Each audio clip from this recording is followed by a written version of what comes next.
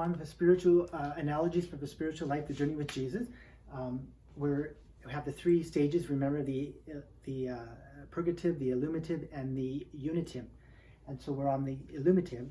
And so the idea is once we begin, we're enlightened, we're illuminated, we begin to see things differently. And one of the areas is what we call obedience. Is so key, obedience.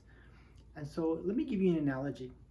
Supposing I went up to the hospital and I wanted to visit people and do all sorts of good stuff and make them feel good. And so I would go to one room, but you know, I didn't put any of the sanitizing on my hand. I said, it's too hard, and the gloves and the gown, and so I'm only there for a few minutes, I'll move on. So I would go from one person to the next person, next person, next person without any of the sanitation or gloves or anything. And boy, at the end of the day, I think, man, I have done such a great job. Give myself a pat on the back and say, whew, visit all these people.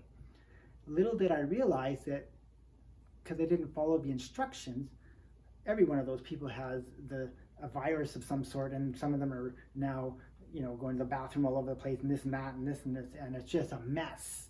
And so what I thought was good, well, actually is very damaging.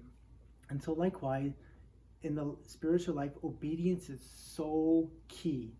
And so when we're going to bear fruit when we are obedient.